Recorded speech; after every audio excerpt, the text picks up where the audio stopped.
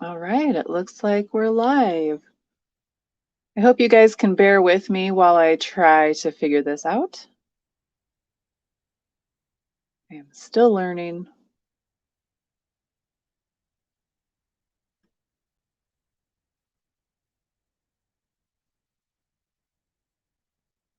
I thought I could adjust my screens, but I don't know how to do that.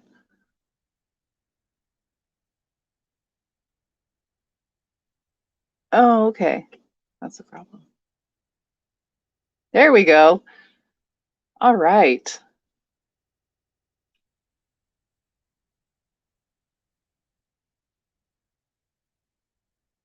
That was my issue.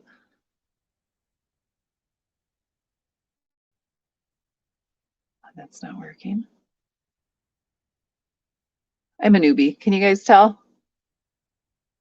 So if anybody's getting on here, please go ahead and say hello. I'm using StreamYard, so it won't show me what your name is unless there's some permission thing that StreamYard requires to be able to show me your name, no matter what platform you're coming from. Just trying to figure out the best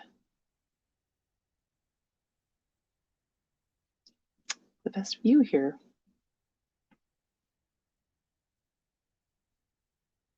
I'm not sure what else is happening. Looks like there's a couple people on here. Hello.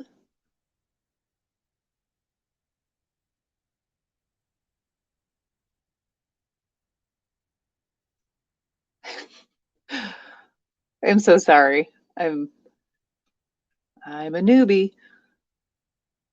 All right, let's just go with this. We'll see how this works. All right, who's ready to paint a chicken? I love this painting. I have a few more of these too. I have a goat and a cow and a pig. And those are really fun too. So maybe, hi Ellen, thanks for getting on here. Depending on how this goes, maybe I'll get on and do the other farm animals sometime. Can you hear me okay? All right. So we're going to go ahead and get started. I don't want to keep you guys waiting. Hopefully you got your free tracer for this. I've already put mine on here. I think you can see. So I like to use this. If you've ever used graphite paper, the stuff that I like to use is very similar, except it is chalk. So this is blue chalk that I put on here. And I just take my tracer, I put the chalk paper down, put my tracer over it, and then trace, with a pencil or pen, sometimes even the back of a paintbrush, just get that outline on there, and then it is on my canvas. And I'm ready to go. The reason I like the chalk paper is that if there's any of that left over, when your painting is completely finished, if you've got any of that chalk line showing through, you can really easily clean that off with a wet paper towel or even a wet paintbrush and just kind of scrub it a little bit. So when you're doing this type of painting, I really like to give a good contrast. So you can change this up however you like. You could do a yellow background maybe, and a good contrast for yellow for the shadows would be purple. Let's see what other colors. Also, red and green are good contrast. Basically, if you have access to a color wheel of any sort, anything that is opposite on the color wheel, so here's red down here, green is across it. Sorry, I'm trying to figure out my camera here. So I'm going with orange, kind of red orange. And across from that, you've got blue green and blue. So turquoise, I think that is a really good contrast. But you can change this up however you like. Just make sure you've got a bright color for the highlights, and then opposite the color wheel, use the dark contrast for, I might be cutting out a little bit. Just use that darker color in those contrasting colors for your shadows. So I went ahead and got my paintbrush wet and just dabbed off the extra water on my paper towel. My supplies I've got here, I've got a palette, which paper plate works just fine. My brushes, of course, my paints, and a cup of water for rinsing. I'm going to start with my biggest brush because that gives you really quick coverage. And I am actually going to go really thin coat right over that, right over my chalk outline. I don't know if you can see it, but you can still see through. And when you're transferring an image like this, you can even use a marker. I've tried permanent marker before, and it's not my favorite. It just tends to, I think that permanent markers are kind of an alcohol base ink, and they kind of just work their way through the layers of paint. So not my favorite thing to use, but you can definitely use that.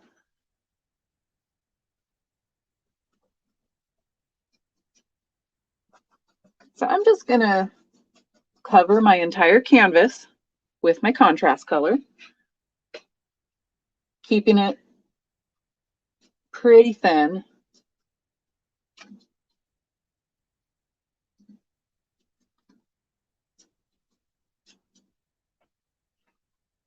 And one thing I like to do when I'm doing a painting, if I'm using a stretch canvas where I've got that little bit wider edge there, I like to paint that edge and just like wrap my painting around it. I may not do that right now though, just, you know, I don't want to keep you guys here all night while I paint the outside of my canvas.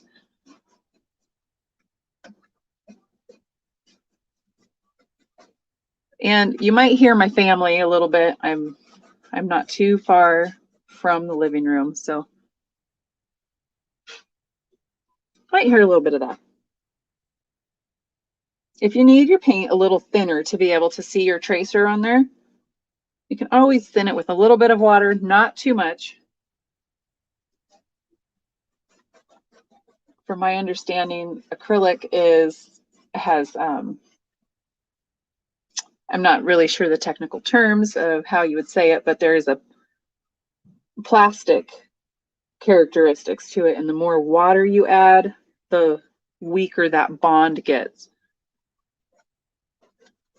So really low ratio of water to paint, but you can thin that so that you can see your lines much better underneath. I'm not sure who all's here, but it looks like I have a couple more. Thank you for getting on here.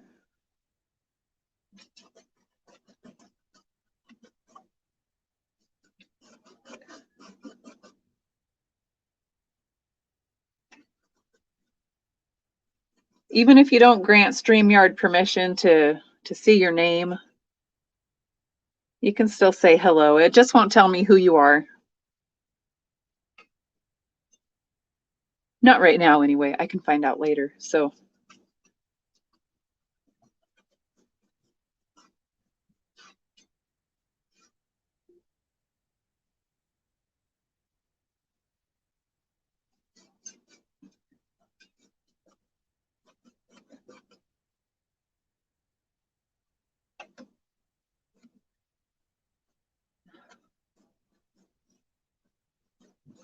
and usually if I'm painting with a group, I like to put on some music,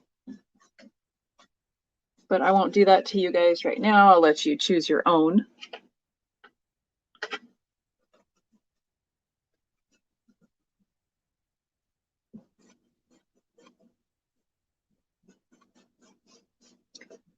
One thing that I like about the orange and using that for my background is it is somewhat translucent.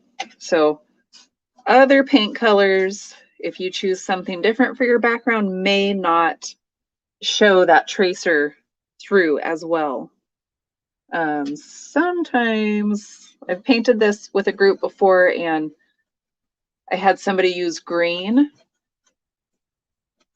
which would probably be fine with a little bit of water, but it was painted on a little thick and it completely covered the tracer on there. So really, I did not help that person out at all by pre-tracing the canvas. Just ended up with a completely green surface and no guidelines.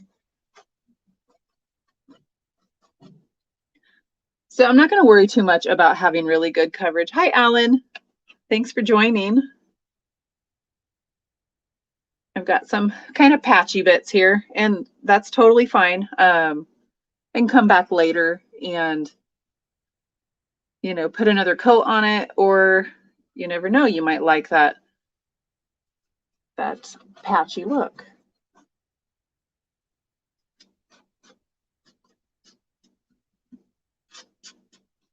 And sometimes when you're doing your base coat, you don't always have to use, on this particular painting, I should say. In my sample, I actually used yellow, I believe.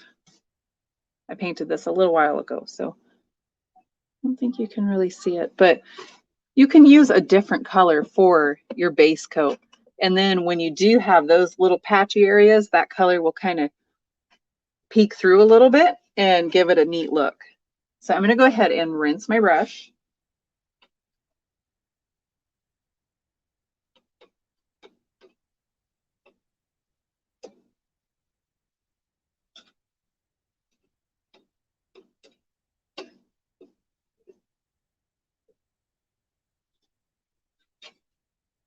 Maybe give that a few minutes to dry because I want to start in with, you know, my bright, this is bright. My other bright colors, but I don't really want it to mix. You think that'll work? I'll just sit here and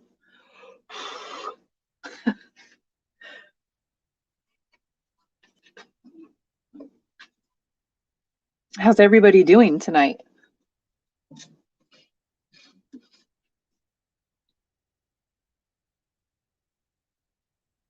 So I think I will actually start.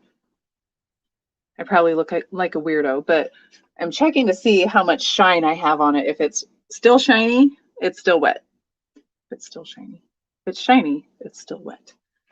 But this area, because I started painting my base coat there, it's actually looking pretty dry. So I'll go ahead and start in on that spot.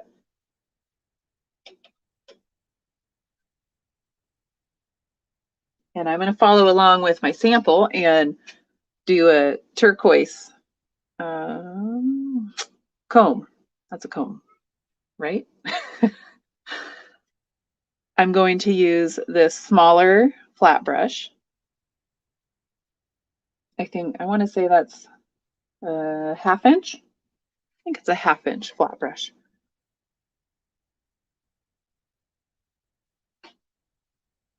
And I'm going to get a bit on my brush, but then I'm going to,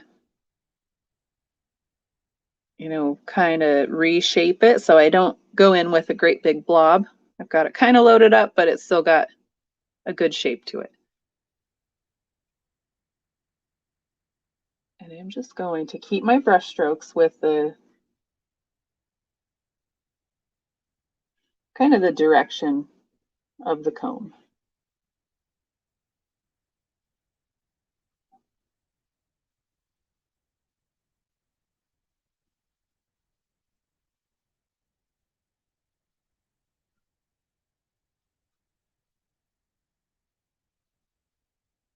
And I always think of painting as, yeah, I'm a little bit wet there. That's okay. Painting is a bit of a layering process. So there are some times where you're going to want to move on from the area that you're working in and let it dry. There are times where you try to go back into an area and it hasn't completely dried yet. It's a little tacky, and when you're applying the next layer, it will start pulling up that tacky layer. So then you end up with, I think you can see on the camera there, which may have just gone out. There's a little bit of a bright spot there because in brushing that, I've pulled that orange paint up.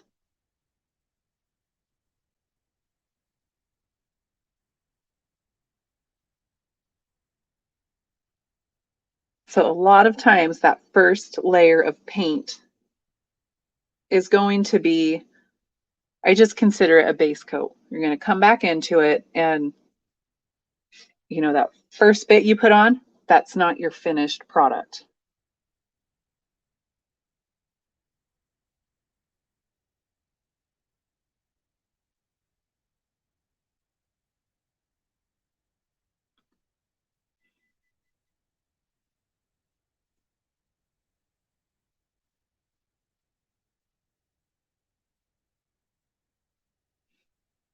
And I am kind of covering up some of those guidelines that are inside the outlines. But once I know where they are, that helps me to just kind of keep that image in my head of where those lines are, and where I'll be shading and where I'll be highlighting.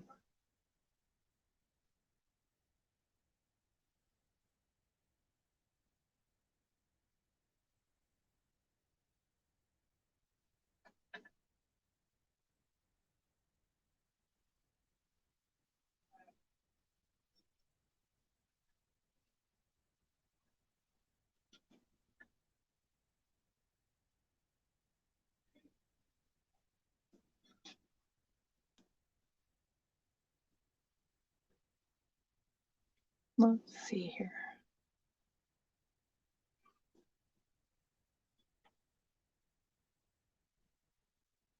Okay, so because I need that to dry, I'm going to work on some of the other areas that I'm going to use this same color.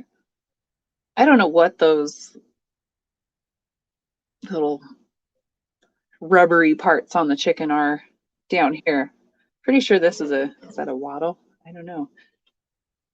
Anybody can give me some insight to chicken anatomy, let me know. But we've got these funny little parts here.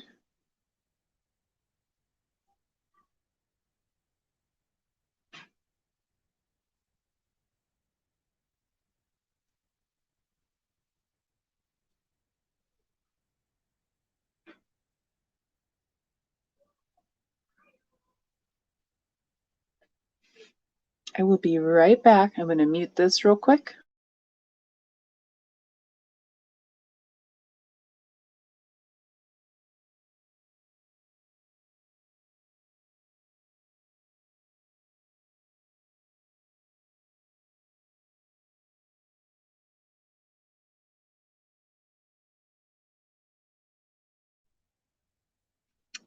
All right.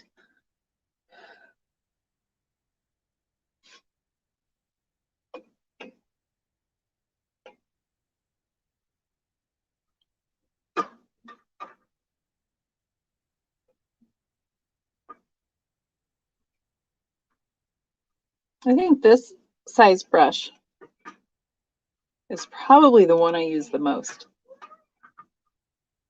My kids are getting wild. You might be able to hear them. But I like it because you can easily get into some of the little tight spaces, just depending on how you're holding it. Like even these areas around the eyes could get into there. I think I'll get a smaller brush for it. Maybe not.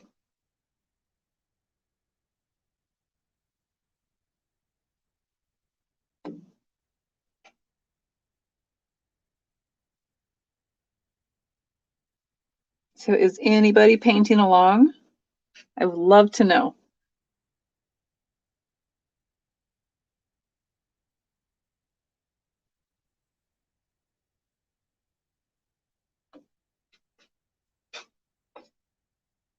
It's like these areas here, I can just start with the corner of my brush, really light pressure.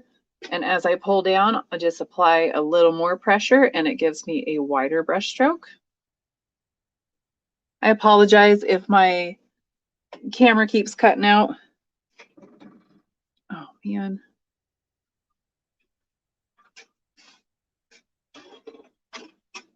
All right, 1 second here.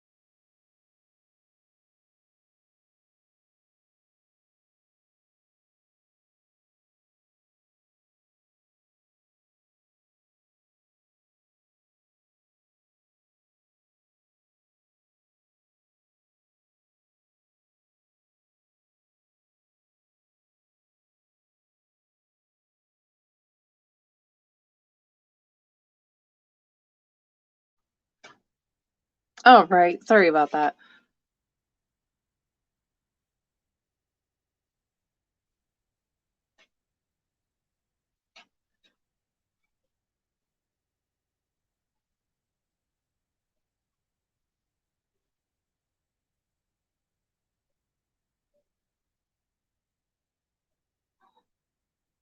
My makeshift studio houses the dog food, and my son just came out.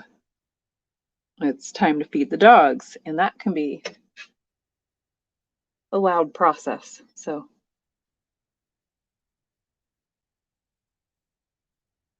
I thought I would like to just mute that so you guys don't have all that dog food rattling in the dishes coming through your speakers.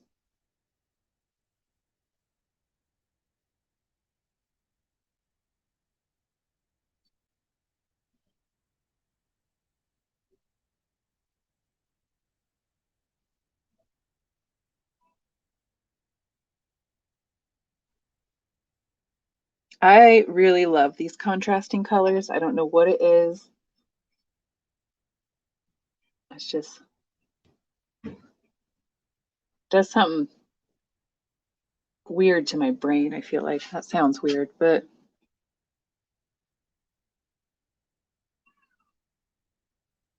let's say it anyway.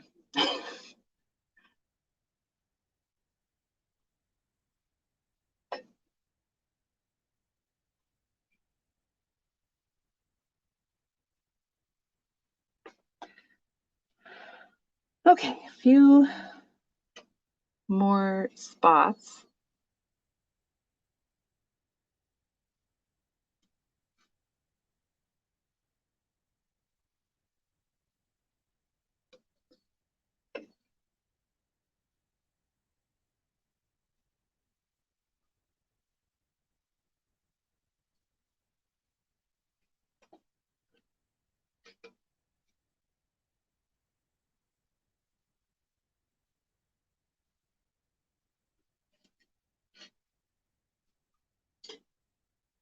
Okay, I'm going to go ahead and rinse that brush. I'm going to keep using the same brush.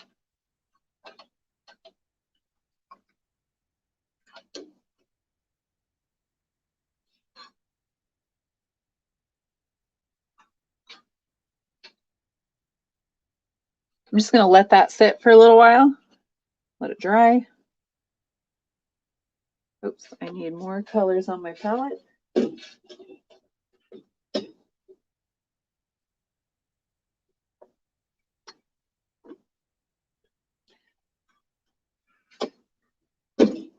So I bought this paint palette that I thought was so cool, and I really like it, but at the same time, it's really kind of a pain to clean. Whoops. So that part I don't care for. Always looking for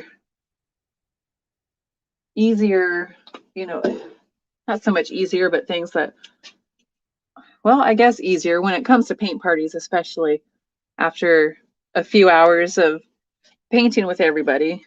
You don't want to spend, another half hour washing palettes, but I hate to throw away so many paper plates. But those are pretty convenient. They work well. If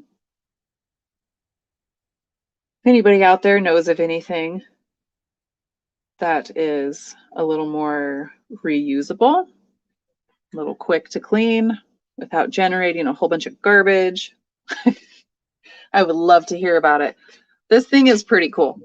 I do like it because when I'm working on something, if I am just like deciding on colors at that time, I can see how a new color is going to affect and change my painting before I apply it because I can see through the palette.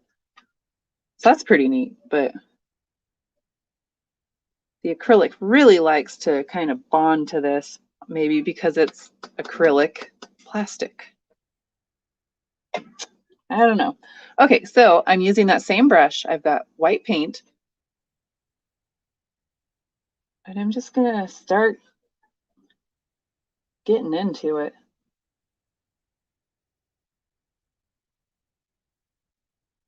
Because I've put that base coat of the orange, I'm not gonna worry too much about, you don't have to get right in there and fill in those little gaps, especially because when I'm all finished, I'm gonna outline it in black. So it's gonna cover up any of that.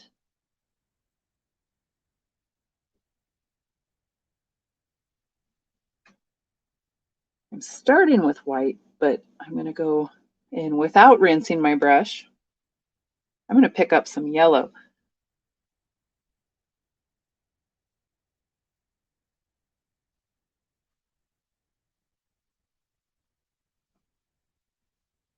And this is where I get to start having some fun.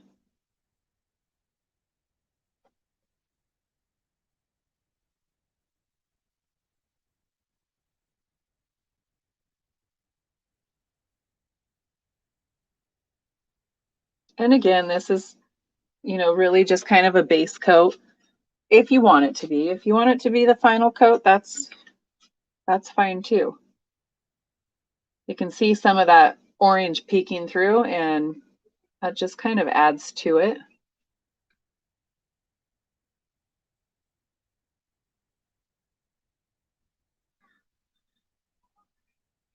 And the way I'm choosing the colors that I'm putting in here is I'm kind of imagining where the light source might be coming from. It's kind of, I'll say this side of the chicken is lit up, this side is shaded.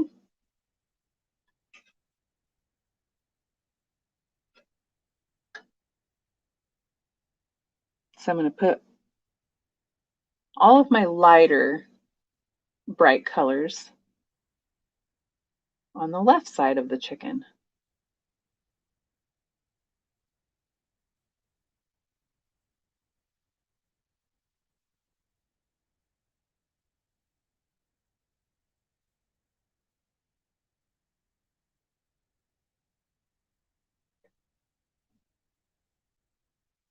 So I'm just kind of going back and forth with, sometimes I'll pick up just yellow, sometimes just white without rinsing my brush.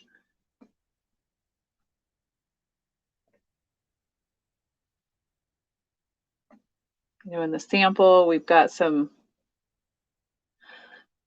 kind of feathery looking brush strokes in there, and that's exactly what we're going for. So now and then just grab some white, streak it in there.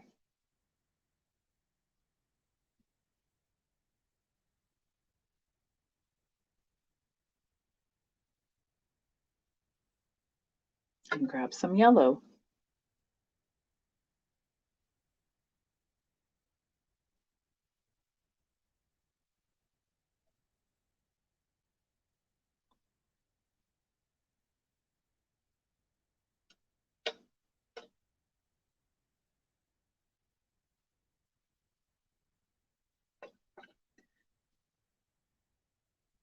As I work my way downward, I'm going to start bringing in a little bit darker colors. And since I've got a bit of yellow going on here, I am going to use the contrasting color of yellow and start bringing in some purples or violet.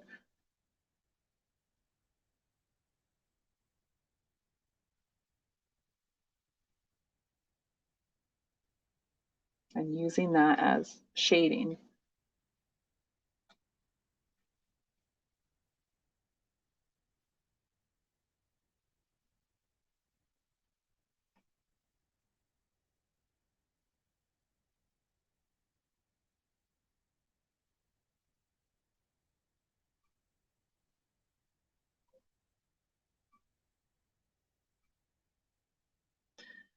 Uh-oh.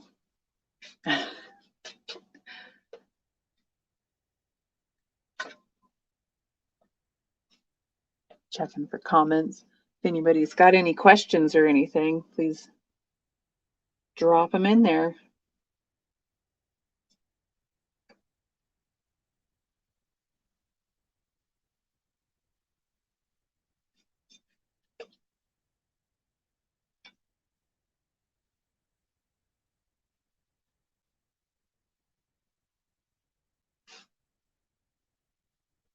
So places where you could add some shading might be underneath that.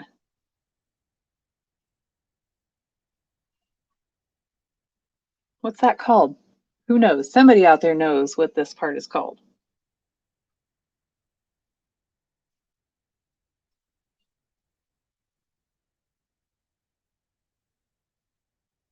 Let's put a little bit under there.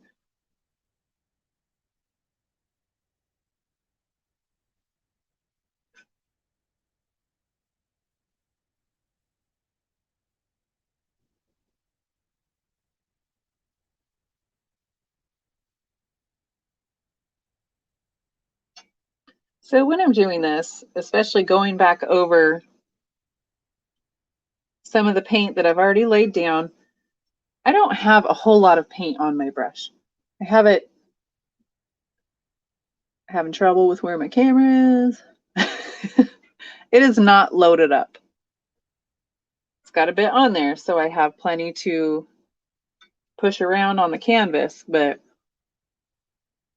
it's not a whole lot of paint.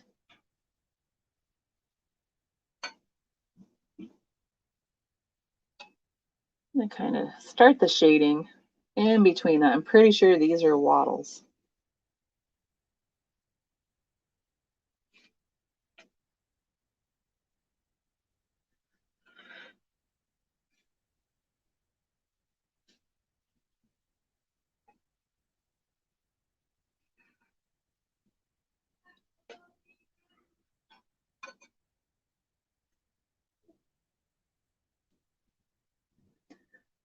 And I'm going to move to the other side here. Still haven't rinsed my brush this entire time. It looks like I'm frozen. Can you guys hear me?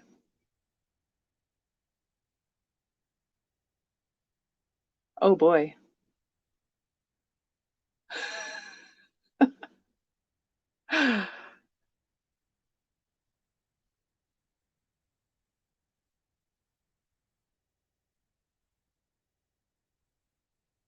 I don't know what's happening here.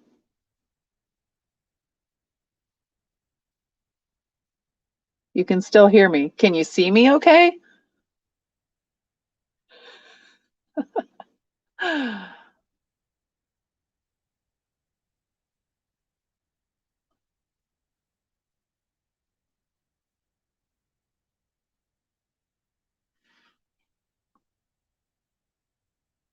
Hmm. Looks like one of my cameras is working. One is massively malfunctioning or something. Maybe it's just on my end.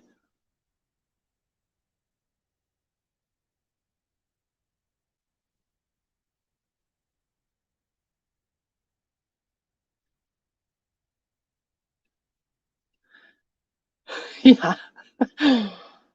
Okay. Definitely going crazy.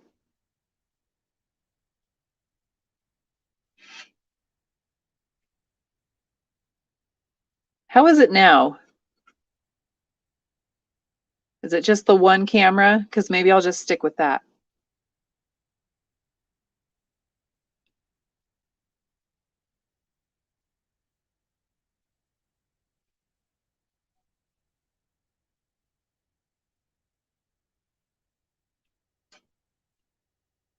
Thanks, Ellen. I appreciate it. All right. Well, I'm hoping that this is going to work. Just this one camera. Only one. Okay. Perfect. Am I okay? Camera or mic's on. All right. So I'm going to just boot that other camera and carry on. So as I was saying, I think I said that I have not rinsed my brush. Um, the area that I'm in while I'm painting it's kind of a little chilly. So my paint isn't drying super fast. If you paint this and you are in a warm area, that might change. So when you go for a while without rinsing or even just adding a little bit of water, your paint might start to get tacky on your brush. And at that point, that's when I either rinse it or just kind of dip it in my water and tap off the excess water and just keep going.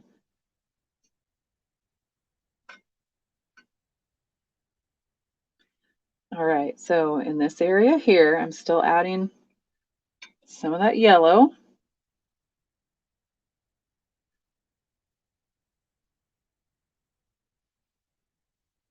But throwing in some purple to give some shade. I'm going to move up into its neck. This area, I'm definitely going to go more purple. Still haven't rinsed my brush, but if it's doing things that you don't um, like the purple and yellow mixed together, it looks a little weird maybe, but I don't mind it. So I'm going to just continue.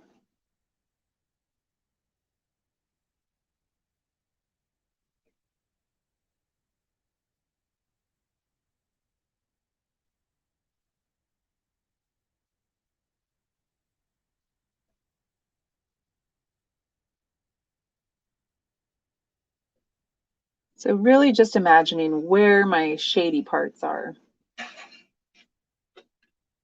But being that this is, not a realistic chicken, going kind of the pop art direction, you really don't even have to worry too much about the shading and where the light is coming from and all that. Just, have fun with it and let loose.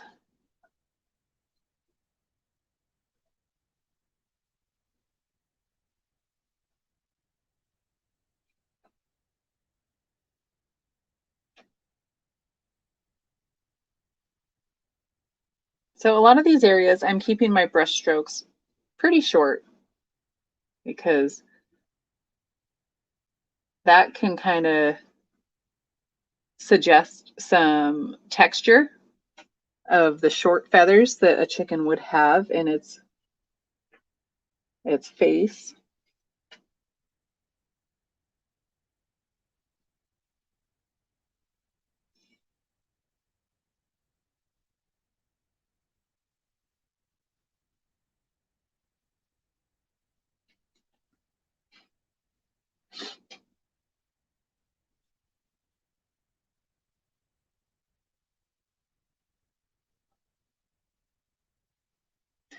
So I am going to go ahead and rinse my brush. It is starting to get a little tacky on there. Wipe off the excess water.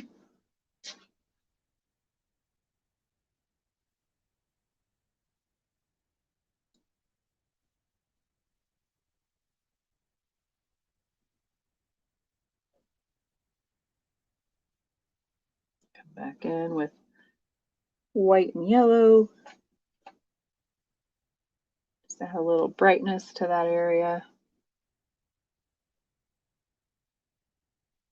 Oh, I think I painted the turquoise in the wrong the wrong spot. Right by its beak. That's okay.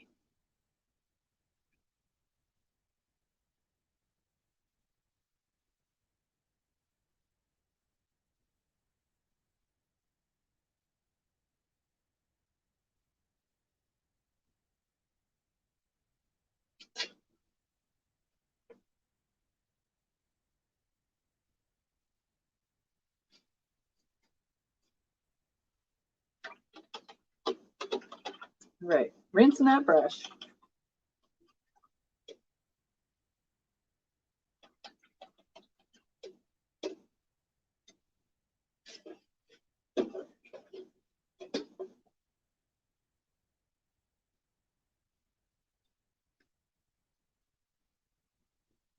Gonna get into some magenta for that beak.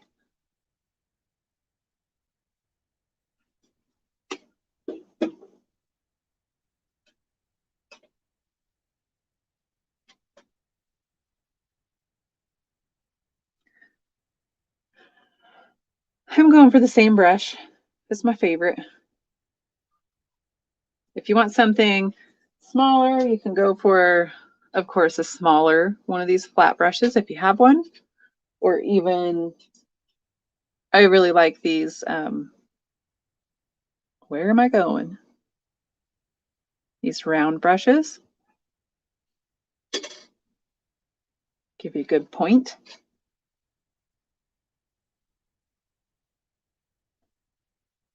Okay. Work into that bright pink beak.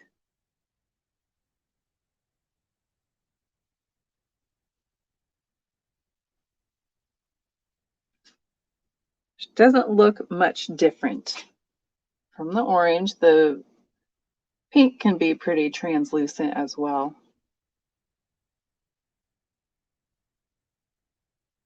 And a good way to fix that, rather than letting it dry and, you know, applying coat after coat, I like to grab a little bit of white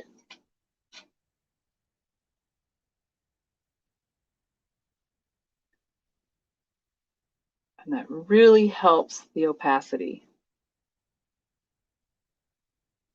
Is that the right word? Sure hope so.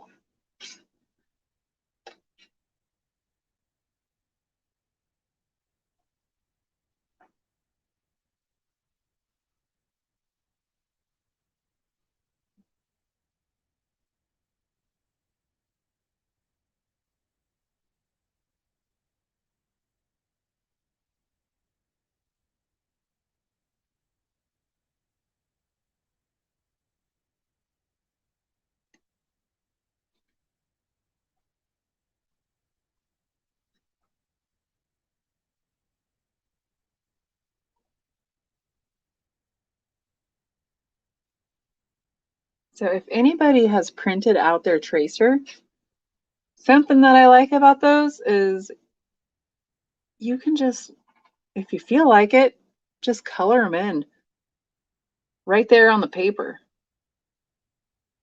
Sometimes I give those to my kids for coloring pages. All right, that's going to dry for a bit. And while that dries, I'm going to go back to working in the feathers.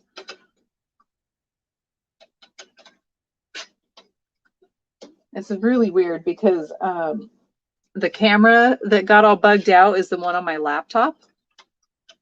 And I still have my laptop open, and it's still showing the camera and it's going nuts over there. Pretty weird. All right, I'm going to get into this area that's going to be a little more shaded.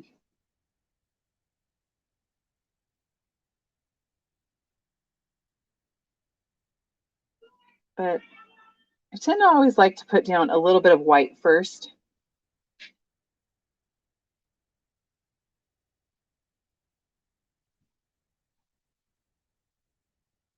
Just to give me something to work in. I don't know if that makes sense at all, but I've also got, let's see, just a dark blue on my palette. So I grabbed a little bit of dark blue and some yellow. Let's give it a little bit of green tint.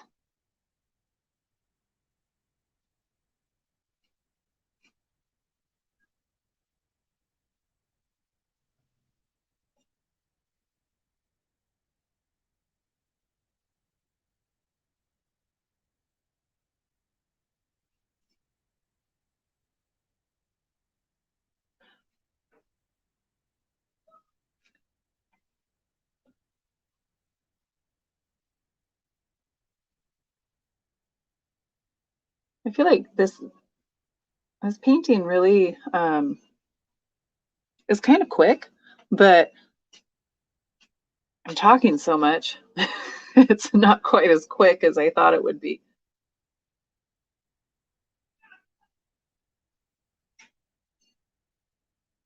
Actually, no, not doing too bad.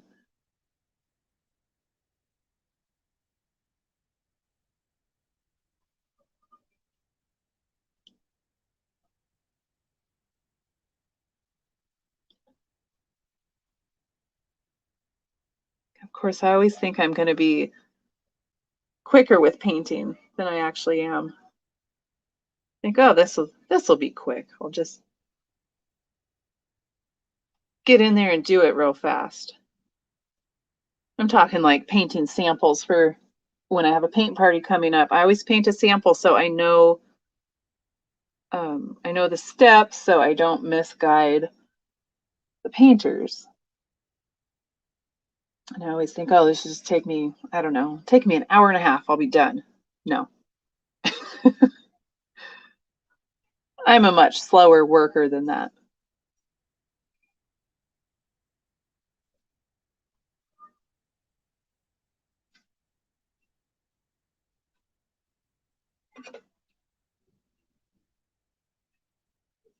So maybe, let's see, just wipe off my brush a little bit. Maybe knock over my easel, see what kind of damage I can do.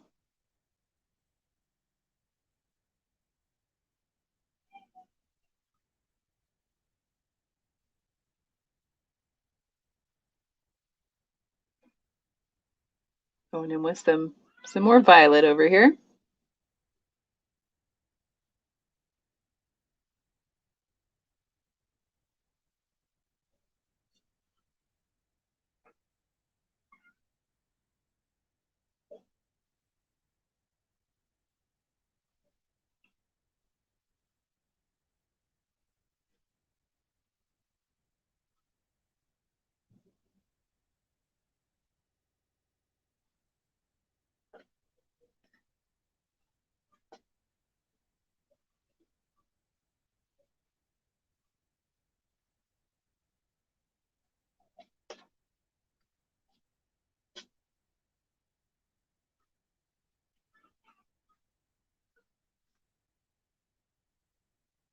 Who can hear my kids?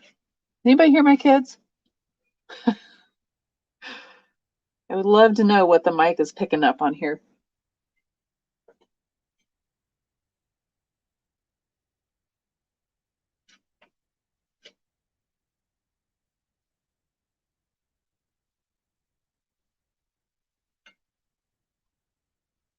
I'm just touching up some some shading.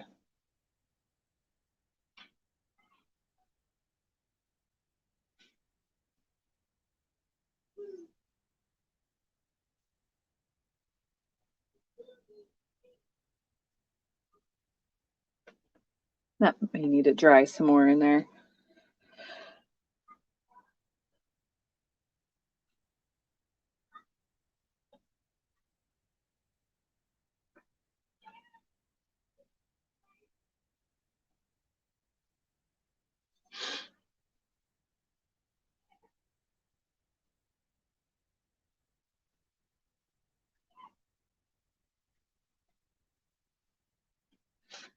All right, I'm going to rinse my brush.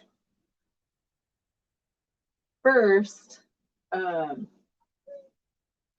like to actually wipe my brush on, haven't heard the kids? Well, good. They're getting loud. I like to wipe my brush off on my paper towel. And before I rinse it, just kind of saves the paint water a little bit from getting too murky, you know, really fast. All right. I'm going to go back into the comb area. Again, same brush. I'm going to start with my dark blue. And if you really wanted to get, you know, a lot more contrast with the shadows and highlights, you can always add just a tiny touch of black to the blue.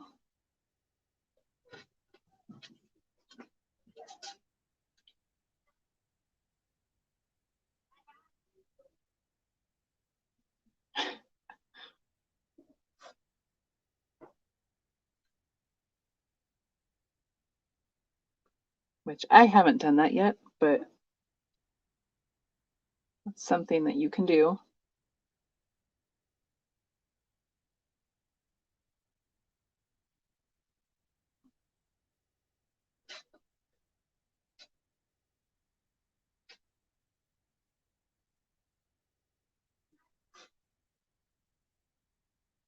I'm going to add just a little separation there in those little segments.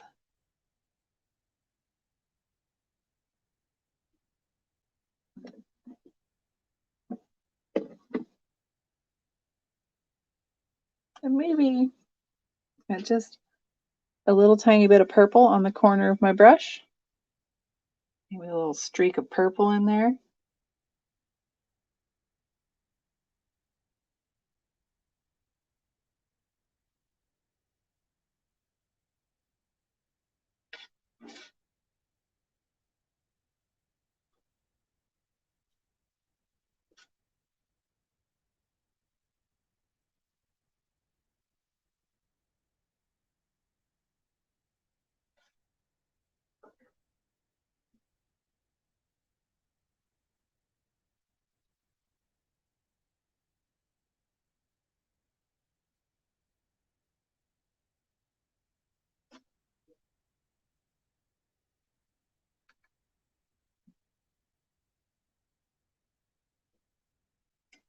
Really just adding a little shaded contrast. Now during this step, if you'd like, you can grab a little bit of yellow and without rinsing your brush. So you've got blue on your brush, grab some yellow, and right on the canvas, you can kind of create a little bit of a green. Throw it in there. Actually, I'm going to do that up here too. Just right along that.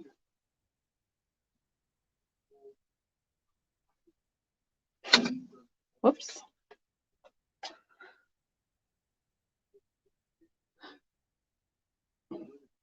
I'm also going to grab some more turquoise.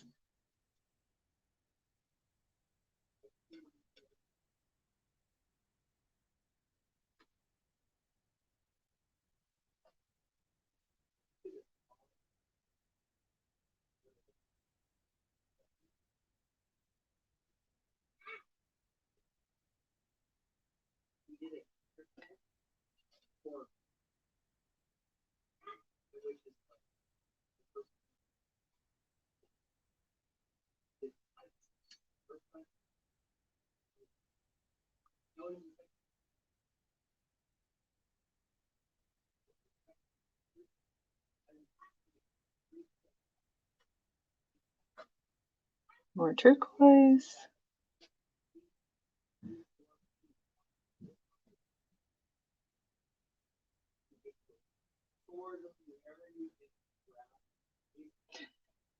A little more blue. So what's really going to make this whole painting kind of pop at the end is the white highlights and the black outlines. Whoops, I just covered some of that up. That's okay. Acrylic paint is actually pretty forgiving, just in the fact that how easily I just covered up that dark blue. If you make a mistake, or not even a mistake, there's something that you're not really liking, you can very easily go back into your painting when it's dry and very easily paint over whatever it is that you're wanting to change.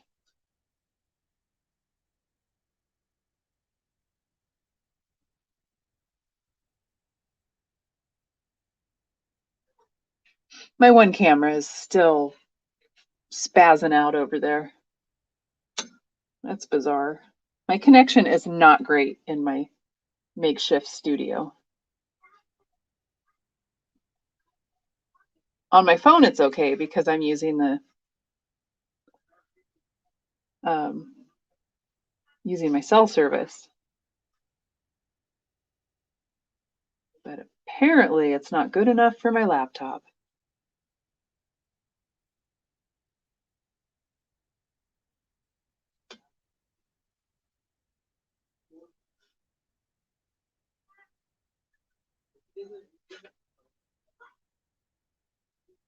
All right, let's give some definition to this area.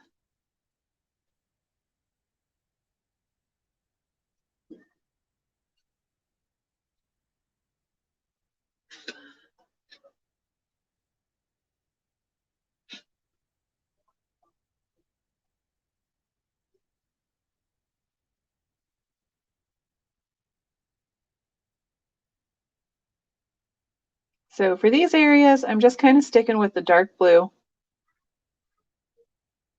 and adding in, I'm grabbing some more turquoise every now and then just to give that base coat a more solid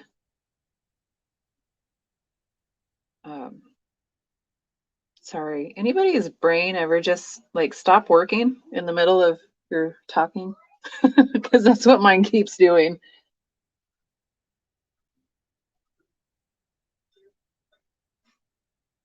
See, I can't even remember what I was saying. Oh, about the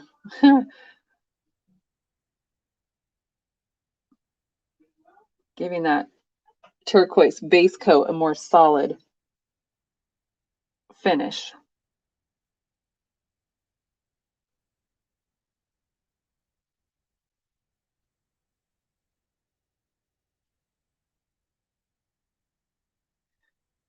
Sometimes I like, excuse me, sometimes I like that kind of patchy look that you get, but other times it just it doesn't really, it takes away more from the painting than it adds to it. So like I'll probably leave this orange background. It's a little patchy. I can see white specks, you know, where the texture in the canvas didn't, my paint didn't quite fill in those gaps, but I kind of like that there. So I'll probably leave that. I wasn't really liking how the turquoise was so thin. So this area here, I've just grabbed some yellow and some blue, and that turned out really yellow. So I'm going to grab some more blue. And just blend it right on the canvas.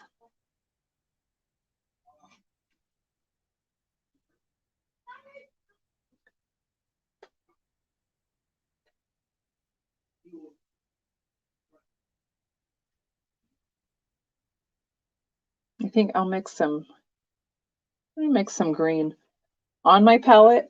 It's not quite mixing how I like it right there.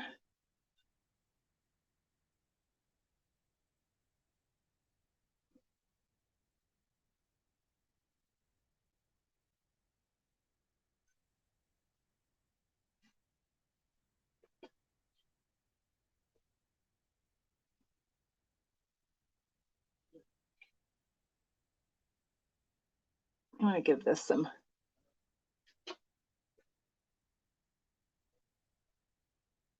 little bit of shading down there. I don't even know if it's shading, it's just changing up the color a little bit. Helps give it more dimension, that's for sure.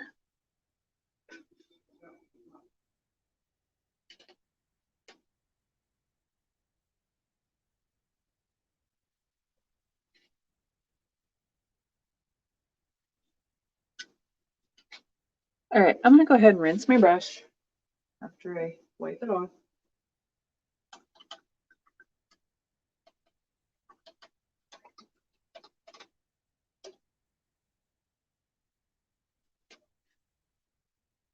Georgianne, hi. How are you?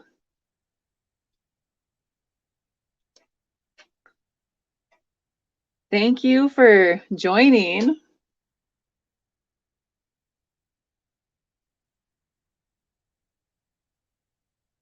All right, I'm going to mix up a little more of that green, yellow and blue, and I'm actually going to add a little bit of purple to it, kind of muddy it up a little bit.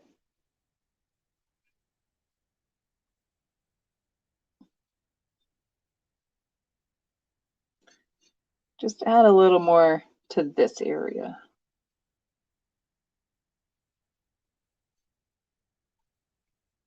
Ah! Paintbrush ever just fly out of your hands? That's what mine just did.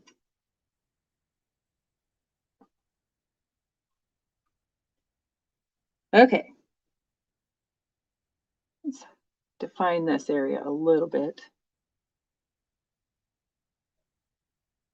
That little rubbery part right around the beak.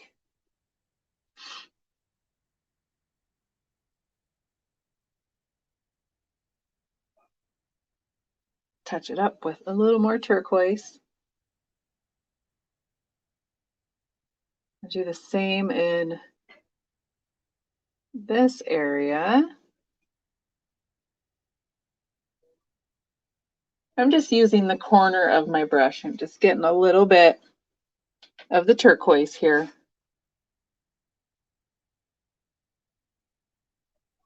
And just brightening up those areas around the eyes.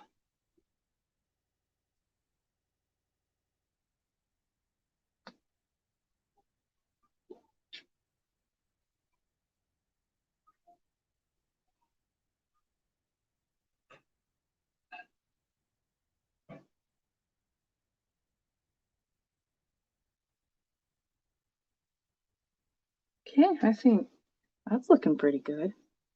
Nice and bright. What do you guys think?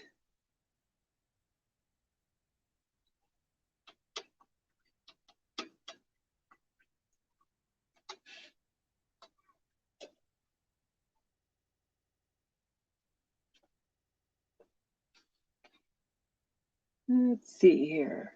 What else? What else? Got a little more work to do on the beak. Not too much. Mainly the highlights there.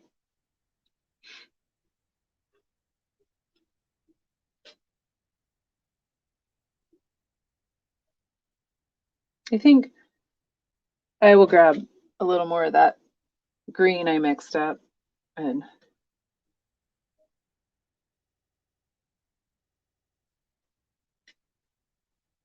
add a little bit of that, which that turned out a little bit, I want to blend it more. So I'm going to grab some yellow.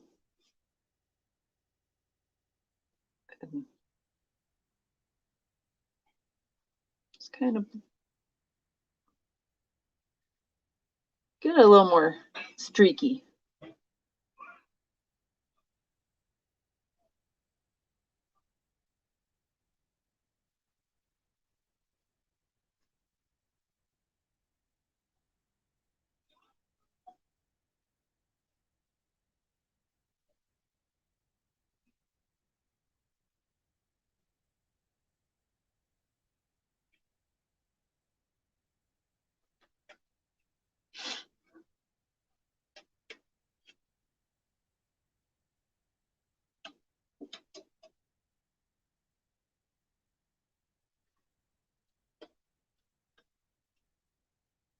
All right, at this point, I'm going to get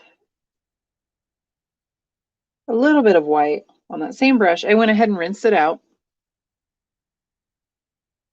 I've got white on it, but very, very little. I'm trying to get that to focus. It's not working, but very little white.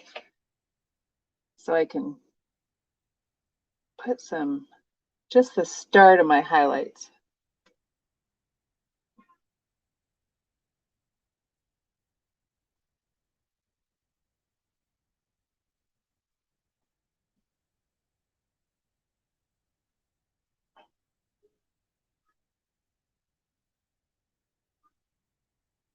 I will come back and do much more solid highlights after a bit.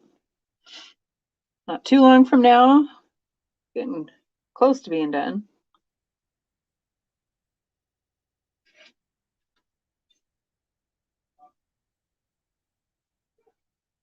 To get a feathery effect, hopefully I can explain this on here. I'm starting with my brush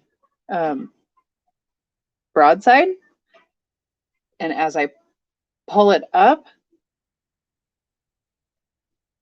let's see, as I pull it up, it starts to use just the edge. So it goes from, I'm going the wrong way. I'll get it someday.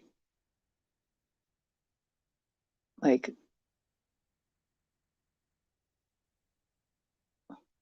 that. Hopefully that makes sense of what I'm trying to say.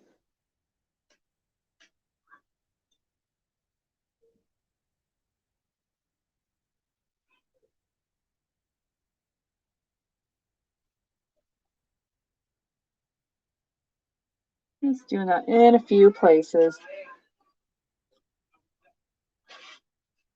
All right, I'm going to put that brush aside.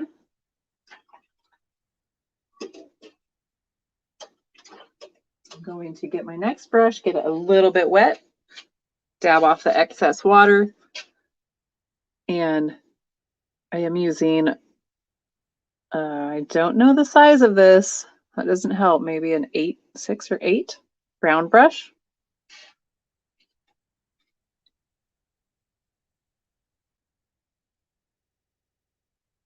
Let me get some white paint on there. I'm going to use my canvas where it's dry to steady my hand.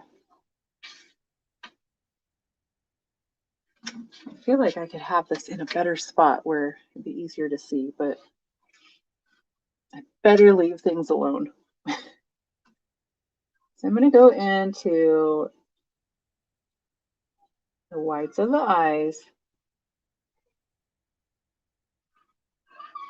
If you go over that circle for the pupil, there's nothing to worry about. Black paint covers so well that white's not going to affect it. So I just kind of misshaped my pupil. But I'm going to fix that when it's dry and I put the pupil over it. Yeah, totally messed up my line.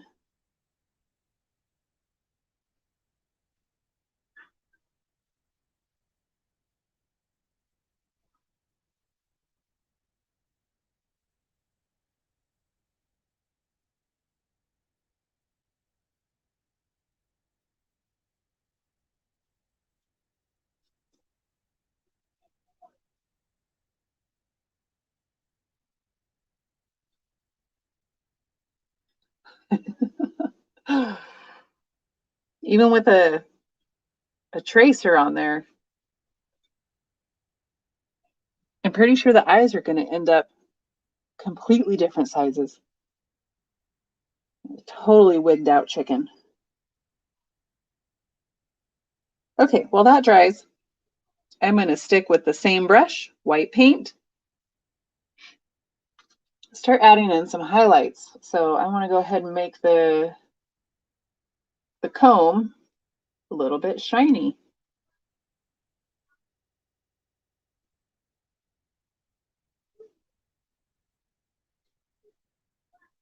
And to create that curve in the comb, I'm going to start the highlight in this area. And I'm going to curve upwards. And almost like a really gentle S, except backwards. Not an S at all. So you know what an S looks like, right? Don't do that. This is not an S. A gentle curve. That kind of gives the impression that that comb is kind of flopped over a little bit.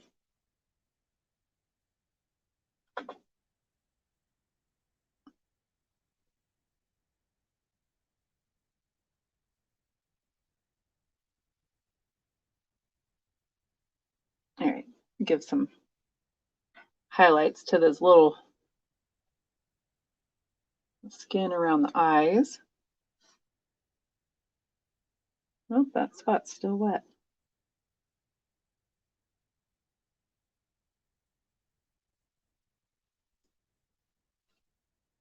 This little area here.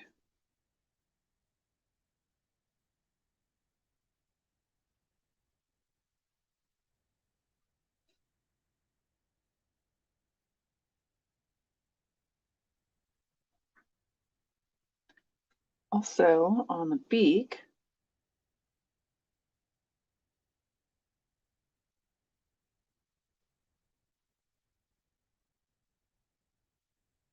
on that tracer, there will be two lines going from the tip of the beak towards the comb, and that would be highlight areas. And then that curve at the end of the beak.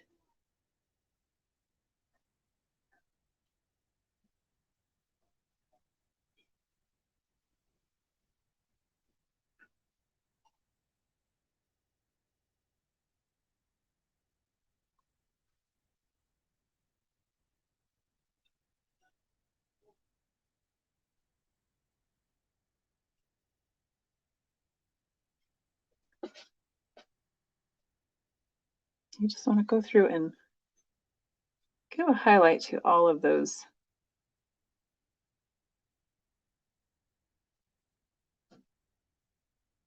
There went my brain again, stopped working.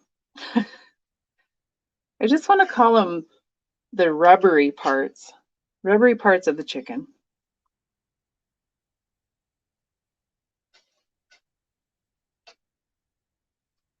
Although I'm sure there's a much better term for it.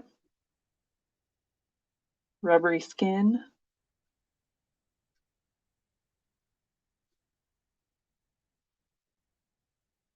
So one good way to get ideas of where your highlights are going to go is to look at that transition between your brighter areas and your darker areas. Kind of gives you an idea of, okay, so this part here is kind of folded in. This part here is the outside of that fold. So the crest of that fold would be a highlight.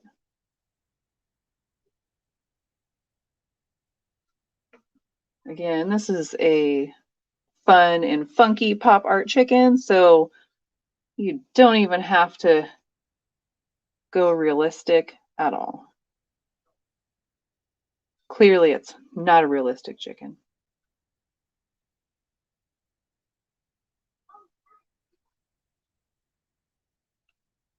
So you've got all those rubbery parts highlighted. You can come into the feathery area and create some highlighted feathers in there. And the way I'm doing this, I'm applying really light pressure with the tip of the brush and pulling down.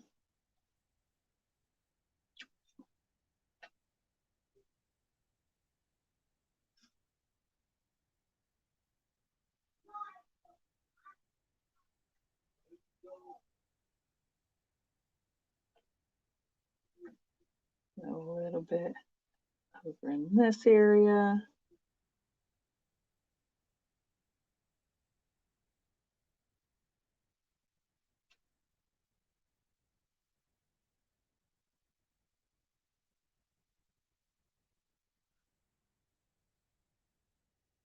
And if you think about it, like I did not think about it, a lot of times I really need to anchor my hand on something. So I really should have started all my little highlights on this part of my chicken. Instead, I started over here. So if I go to anchor my hand, I'm going to stick my hand in paint, which is, it happens. But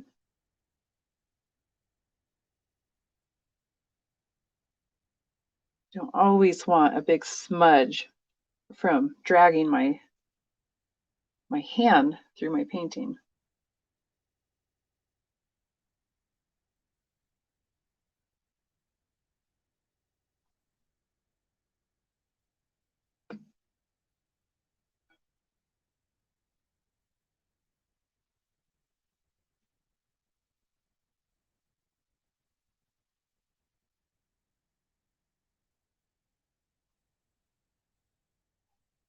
I think that's good.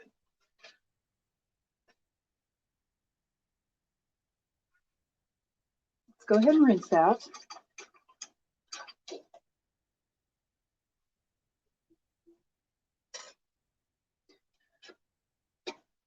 Now for the black, which I do not have on my palette yet.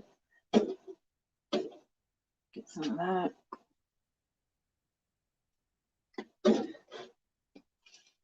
I'm sticking with that same brush. Could always go for something smaller. This part, actually, if you have a paint pen, that could be helpful too.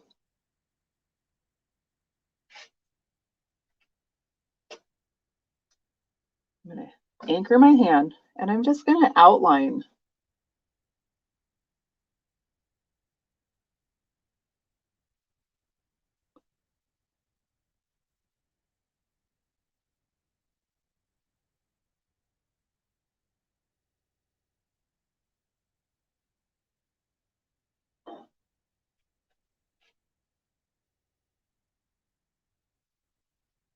So I'm getting my brush loaded up, but I'm reshaping. I don't want a big blob.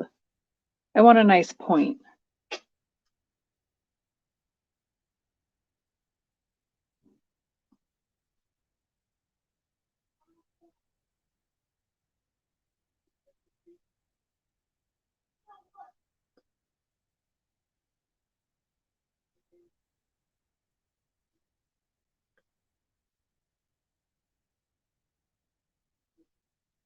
So if you haven't gotten it yet and you'd like to paint this, make sure you go to the link in the description. It should be in the description, and you can grab the download for your free tracer so that you don't have to draw this chicken out by hand. You can just print it out. You may need to resize it, but you will have a chicken that you can download and it is ready to go. Just make sure you do that.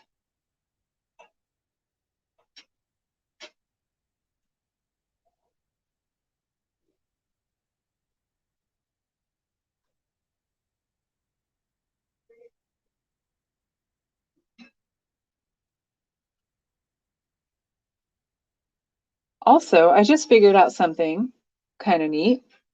I'm like finally starting to learn some techie stuff.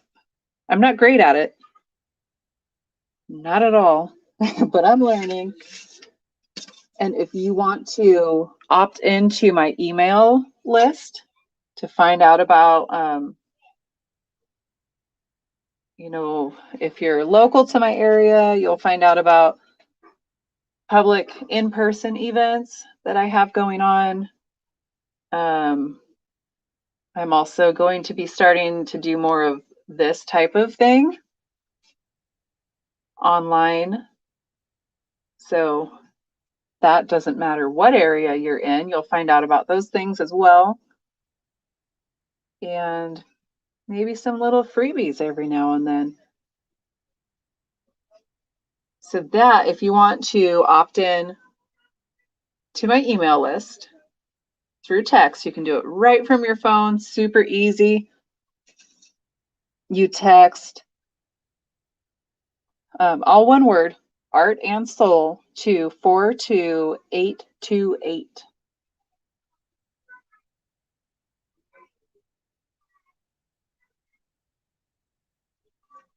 And that'll get you on the list and you'll find out about fun stuff that we have coming up.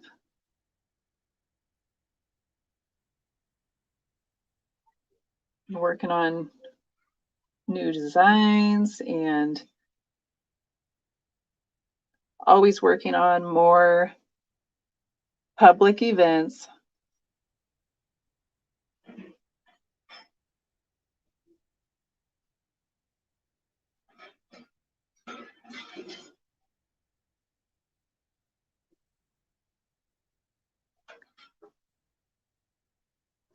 And that's also a way to get in touch if you want to have your own in-home, in-person party, or you can do virtual as well. So some of these areas where I went in and did extra bold white feathers, I might just give a little bit of an outline to that spot. Just a little bit.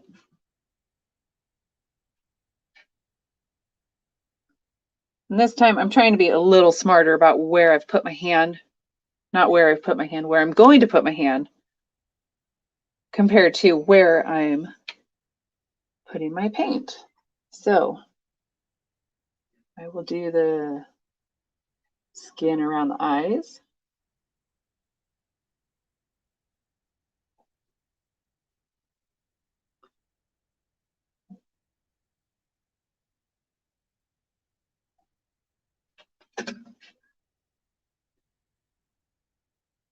Outline the eyes, and hopefully I can fix my wonky pupil.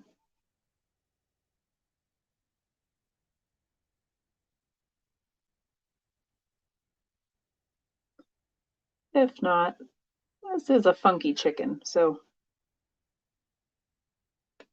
it can have kind of bug eyes.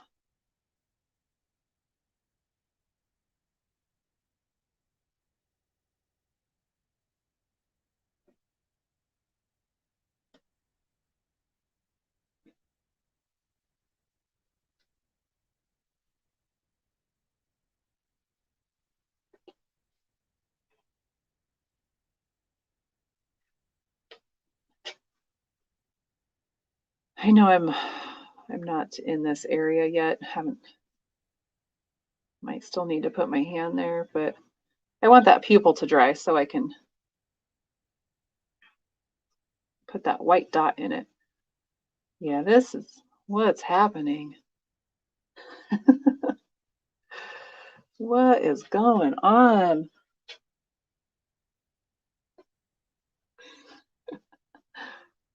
Yeah, that's a bug eye right there.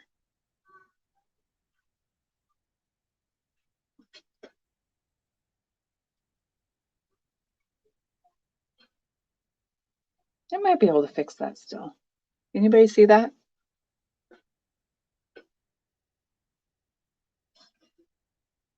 Poor chicken. I don't know what happened. I'm gonna put little tiny rainbow arches and just little curves to just give a hint of little feathers.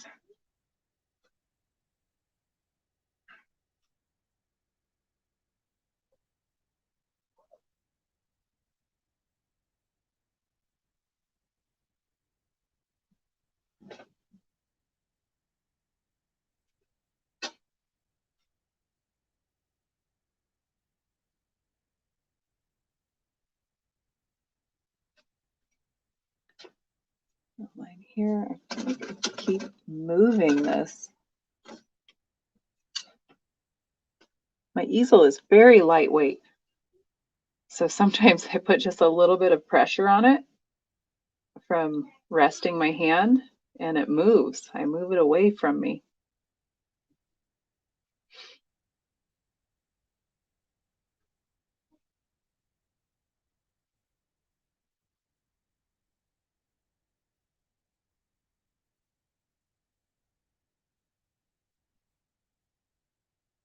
Make the little chickie's mouth here.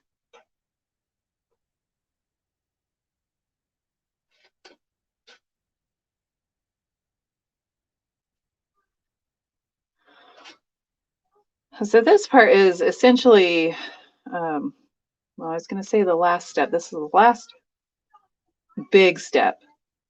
The final step, I will put that white dot in the chicken's eye for a highlight.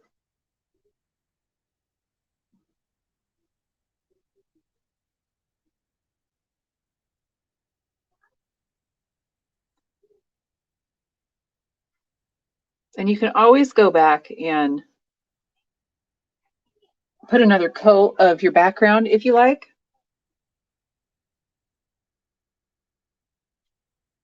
That's another thing you could do. I'm just putting little hints of really wispy feathers in this area.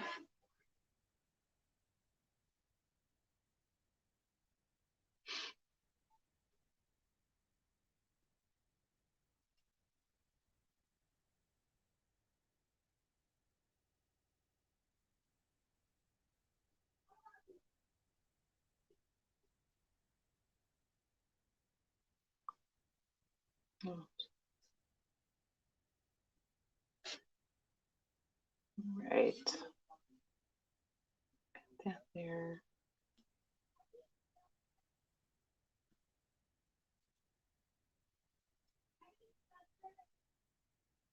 I'm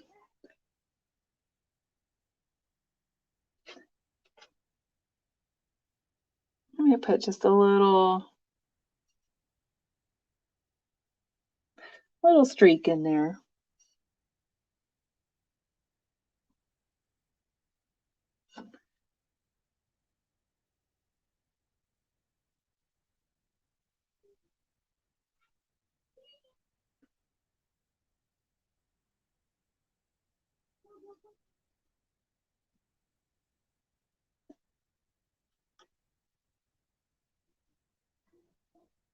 I really appreciate you guys getting on here with me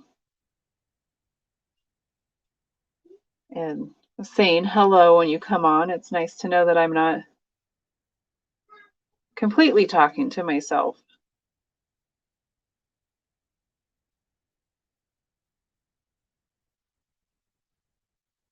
Not like that's abnormal for me. I talk to myself all the time.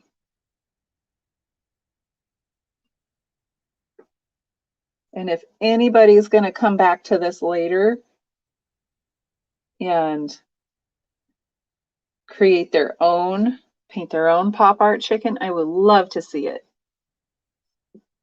And you can just, tag me in it, or I've started a free group on Facebook. That is Art and Soul Studio free group. And that is going to be a place to share your work and show us what you're doing.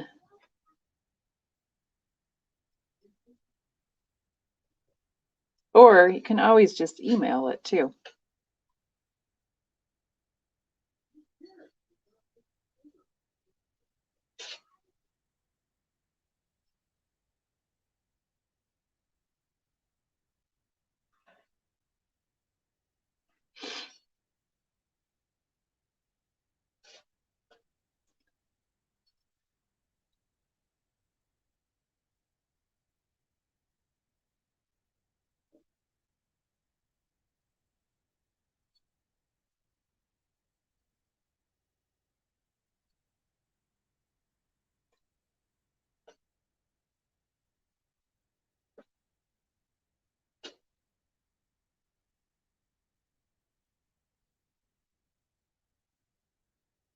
You see what happens when I anchor my hand in a spot that's not dry?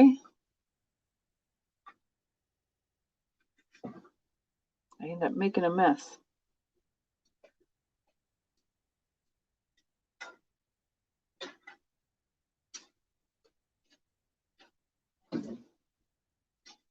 All right, let's see if we can fix that.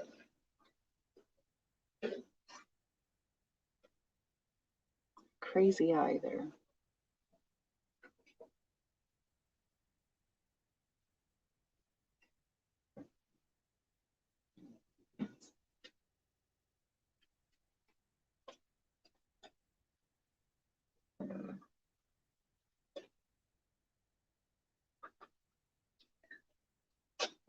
That's not too bad.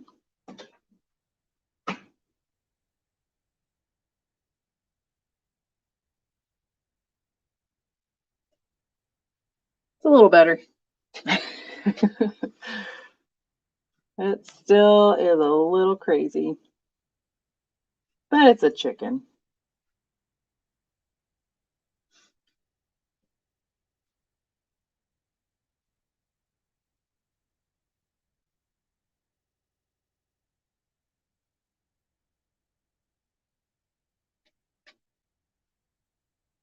All right, what do you guys think?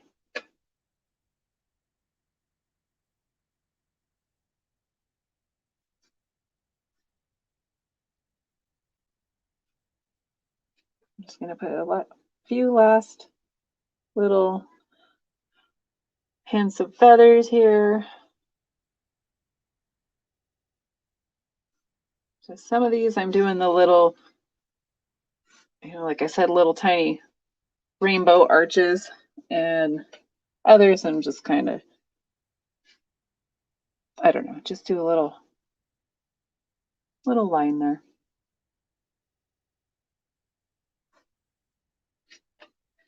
All right, one last thing.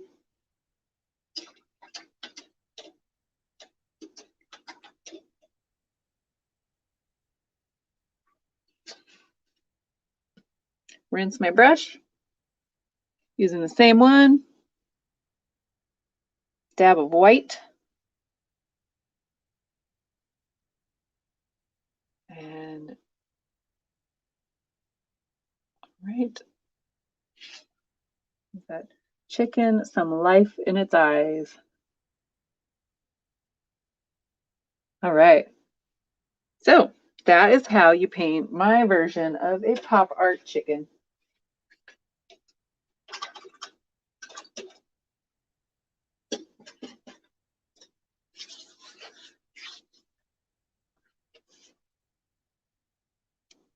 All right.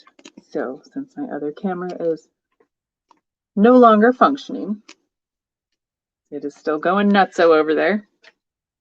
Really weird. But I hope you guys enjoy this. I hope you guys are able to print out your own chicken and have your own fun with it. As always, if you have any questions or anything about anything really, thank you, Ellen. Don't hesitate to reach out. I am here to help if I can. I don't have all the answers, but I can help with some things. And even if you just print this out and color it with crayons or colored pencils or paint it on the paper that it's printed on, I would love to see it. I cannot wait to see what other people do with this little hen. But thank you so much for getting on here with me, and yeah, really appreciate it. You guys have a nice night, and I will see you on here later. Bye.